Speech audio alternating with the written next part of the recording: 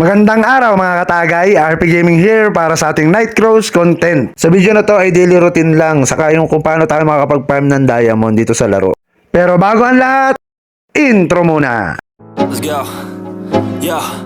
I'm like an addict, do I gotta have it. I ain't even playing, got a really bad habit. If it moves, gotta grab it. Fuse like a magnet, lose, won't have it till I'm doomed in a casket. I ain't playing, got a weird. So yun nga mga katagay, kumusta na kayo? So 3 days na pala tayo naglalaro na itong Night Cruise. Okay naman yung laro para sa akin, napakaraming players. Ang naging problema ko lang, hindi natin kita yung ating dami sa monster. Saka hindi natin kita yung level ng mga players. So hindi natin alam kung sino ba yung mga hahabulin natin dyan. Sa ngayon, farm muna. So, ang daily routine ko pala is, ang unang-unang ginagawa ko ay tinitignan ko muna tong guild. So, number 1 yan, dapat makapag-donate tayo ng 3 beses dyan kada araw. Ang next naman nun ay kukuhanin ko tong guild quest. So, required kasi sa amin yan na tapusin namin yan. Madali lang naman yan, isasabi mo lang naman yan kapag ka nagko-quest ka or kaya naka-AFK grinding ka. Tapos next kagad natin dyan, i-check natin tong gold shop. Pero sa ngayon, hindi muna ako bumibili ng scroll kasi iniipon ko yung gold natin eh. Bibili kasi ako ng skill book. Pero yung sa summon, kailangan natin bilhin yan per day. 4 pa lang yung kaya kong i-summon sa ngayon. Pero pag nag-level 40 na tayo, 6 na sila. So per day natin dapat ma-click yan kasi sayang din.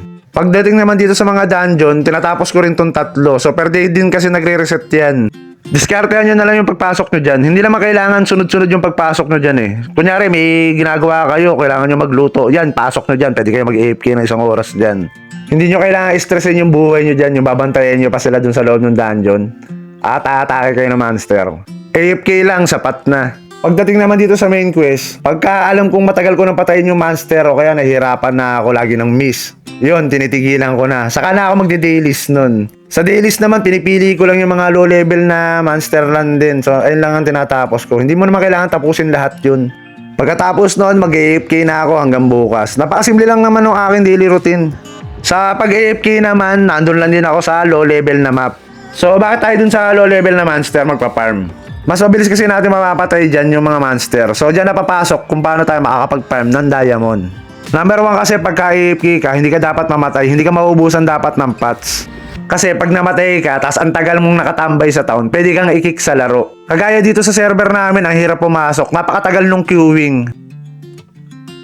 Pagdating naman dito mga katagay sa diamond, pag level 35 na kayo, pwede na kayo magbenta dito sa market. Lalo na sa ating mga free-to-play, pwede na tayo mag-ipon yan. 80 diamond is equals to 1 token. Pero hindi pa natin malalaman sa ngayon yung conversion niyan. Kasi level 45 pa tayo pwede mag-cash out. Pwede pa siyang tumaas or bumaba. Yung mga nag-mirror, alam na nila kung paano magbenta rito. Yung sa unang layer, ayan yung piraso ng mga item na gusto mong ilagay sa market. Yung sa pangalawa, ayan yung presyo ng per piraso ng item mo. Dapat marunong ka maglaro ng presyo niyan. Ibabalance mo lang siya dun sa pinaka-total price mo. Syempre, dapat mas murahan nyo kung gusto nyo maging mabenta yung mga paninda nyo. Nga pala, mga katagay, dun sa pinaka-total, hindi kayo pwedeng bumaba ng 10 diamond.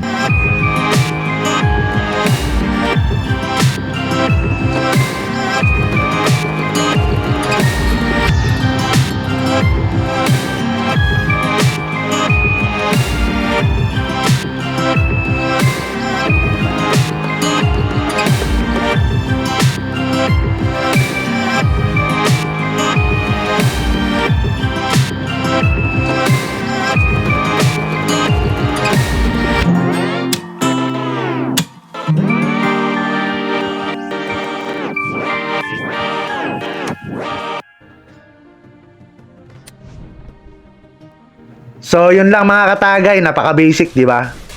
Siguro sa item, next content na lang natin yun kasi wala pa naman tayong mga bagong item. Don't forget to like, share, and subscribe pala mga katagay.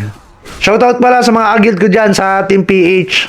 Mga naghalo-halong player na mula sa Mirror, Luong Crap at sa iba pa. So, hanggang dito na lang mga katagay. Hanggang sa muli. Happy leveling! Salamat!